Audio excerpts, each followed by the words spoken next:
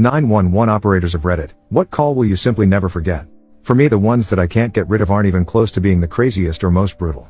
7 to 8 years ago I took a 911 call from a man who came home to find his adult sister had been SA'd and beaten. The suspect had wrapped a telephone cord around her neck, then tried to push her through the window of the apartment. He was understandably very distraught.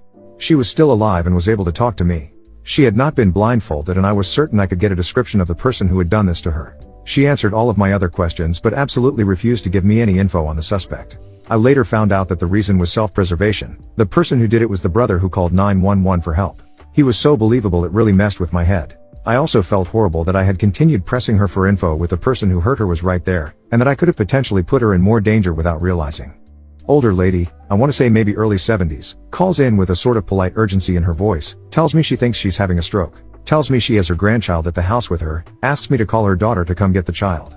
By the time she's done giving me the phone number, there's just a very slight slur in her speech. By the time emergency services got there, probably no more than 5 minutes or so, I couldn't understand a thing she was saying.